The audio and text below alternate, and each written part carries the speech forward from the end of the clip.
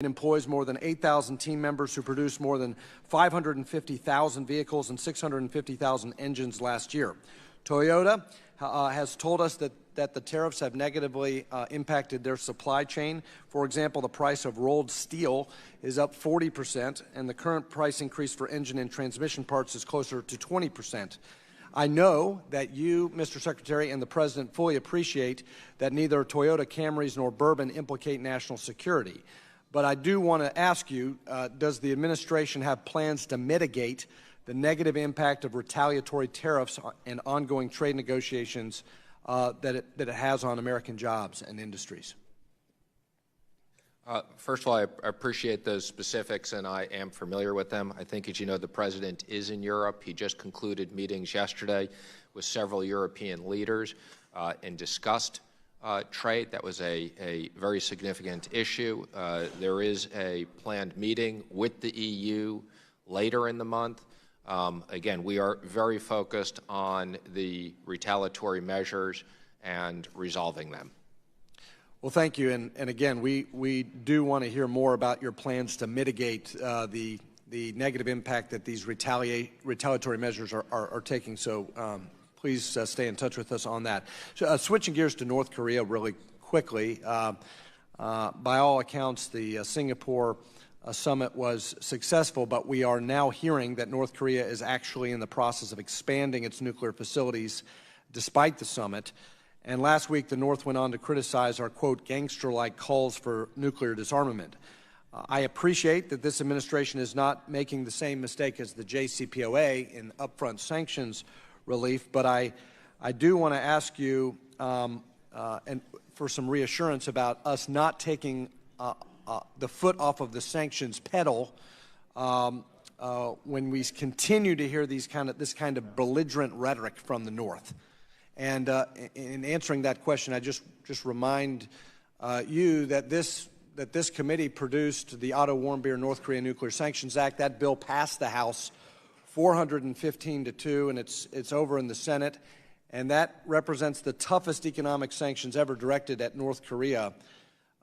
Can you use that legislation as leverage to continue to focus that maximum pressure as we continue to negotiate?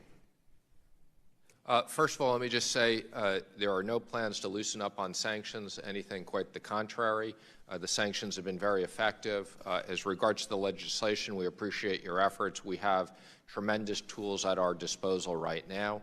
I'm not going to comment on some of the specifics that you've said about what North Korea may or may not be doing. I can assure you I have the utmost of confidence in Secretary Pompeo. I think there's nobody better to be leading this effort for the administration. We speak regularly on the specific status, and I would just say don't believe everything you read in the press. Well, thank you. And finally, on Iran, is the administration on track to have sanctions fully reimposed by the November deadline? And what role do you see for Congress in the process of implementing sanctions with respect to the new policy towards Iran? Again, I think, as you know, we are enforcing the maximum sanctions on Iran. They've been very effective.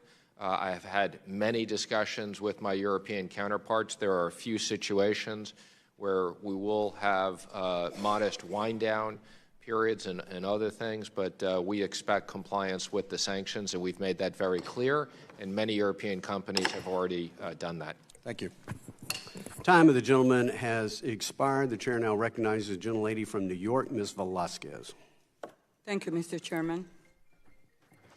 Secretary Mnuchin, following the 2008 financial crisis, we learned that banks and mortgage companies engage in deceptive marketing practices and provided fraudulent information to home buyers in concerted effort to disguise a mortgage true cost to home buyers.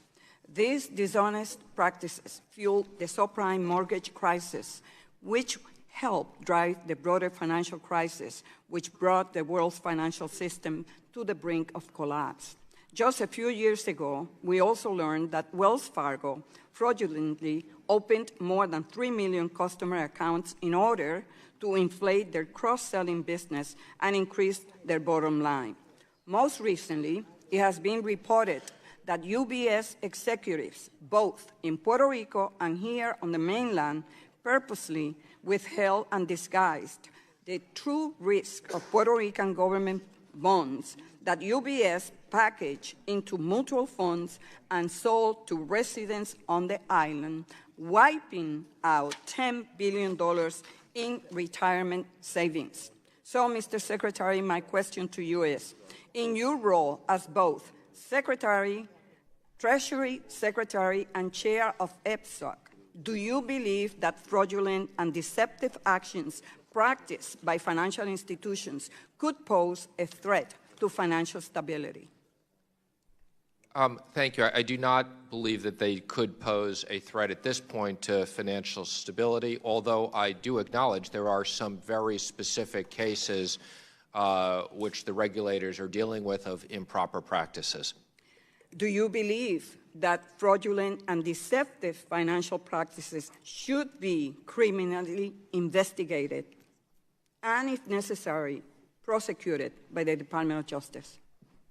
Not my role to comment on prosecution, but definitely I believe that if there are rules broken or anything else, the regulators should be responsible for doing that.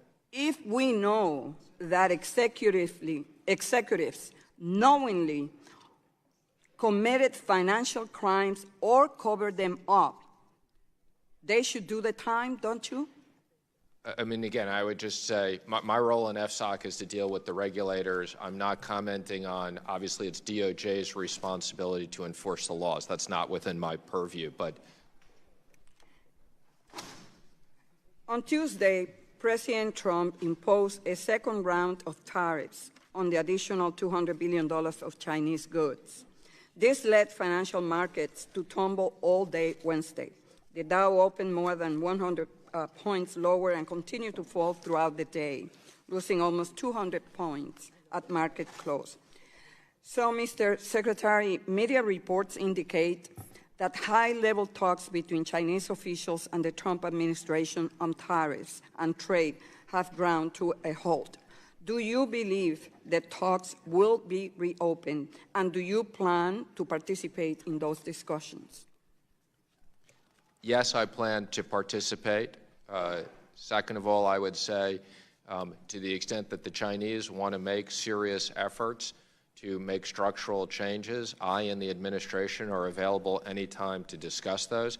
As it relates to the $200 billion, I would just comment that had been previously announced. All we did the other day was announce the list, which is now out for public comment and review. Are you back, Mr. Chairman?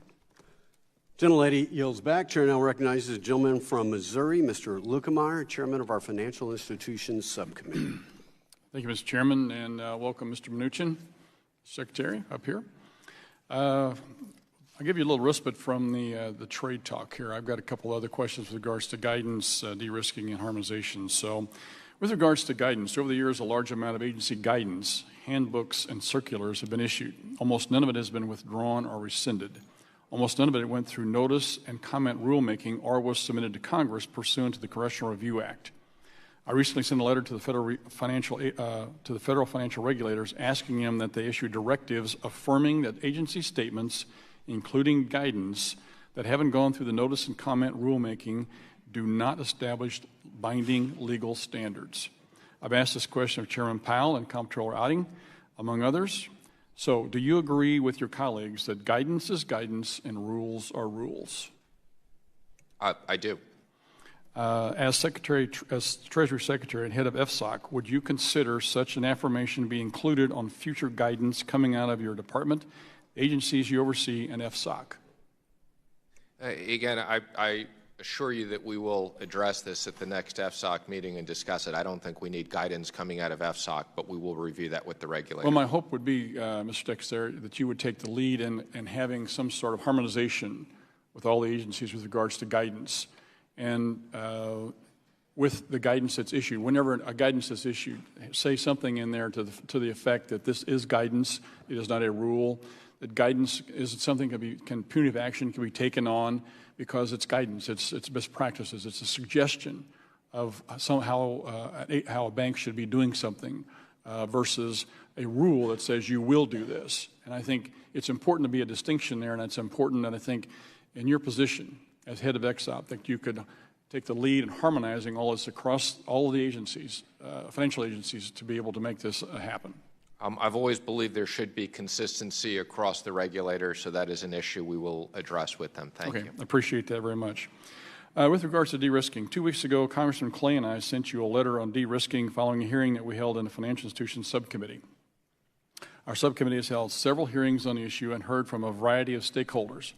What we've learned is that this is not only a domestic problem, but an international one. We're talking about an entire geographical region losing access to financial services and being cut out of the most regulated financial sector in the world. According to testimony given a couple of weeks ago, it's the regulatory regime, namely BSA, MLL, that's driving this dangerous trend. And the problems go beyond banking. Right now, it's impeding the flow of humanitarian aid across the globe. We've passed bipartisan legislation on Operation Choke Point, and the regulators tell us that it isn't happening. But every witness, Mr. Secretary, that we had before the subcommittee that day told us a different story, as have our nation's financial institutions and their customers. Number one, are you familiar with the letter? Did you see the letter that we wrote to you with regards to this? Yes. Does this trend alarm you, or are you concerned about it? Do you recognize that there's a problem? It is something we think there is an issue with. We are looking at BSA reform, AML reform. We need to strike the right balance on that. I'm not aware of any humanitarian aid that hasn't gone through as a result of this, but BSA reform is something we are studying carefully, and the de-risking issue is something we share your concern and we're looking at. You know, when the IMF actually is concerned about de-risking, that raises some alarm bells for me, because they're not necessarily on the cutting edge sometimes of regulatory oversight, but I appreciate your comments, sir. Obviously, I couldn't let this opportunity go by without discussing the customer due diligence rule. We've had some concerns about that. As you well know, the BSA ML bill that we're talking about, we're trying to find a way to deal with beneficial ownership. We're looking for guidance from you. Would you be willing? I know we've talked about this in a number of settings already and tried to set up meetings, and hopefully we'll be able to get that done. We want to get a commitment from you to continue to work on that issue. Yes, you have our commitment to continue to work on that issue. Do you have any suggestions today for us? I have no suggestions today for you other than I've shared in the past. Mr. Secretary, I appreciate your comments today, and I know that this is an issue that is paramount with a lot of the banking industry. Those folks have become basically deputized law enforcement officers, and you know, with some punitive outcomes if they don't do this, and they don't need to be in the middle of this. So we want to really sincerely work with you, try and find a way to get this situation resolved. I appreciate your comments, and I yield back the balance of my time to the chairman. Gentleman yields back. Chair now recognizes the gentleman from California, Mr. Sherman. Thank you, Mr. Chairman. We in the United States have a good problem. The economy is good, so we have to fight over who gets the credit. The facts are these. Dodd-Frank stabilized the financial system, and coincident with its effective date, we have had a massive economic expansion that has produced 17 million new jobs. Of those 17 million new jobs, 15 million occurred during the Obama administration, and 2 million occurred under the Trump administration. That's 15 million under the Obama administration, 2 million under the Trump administration. Now, this committee has seen a lot of charlatans in the financial services world.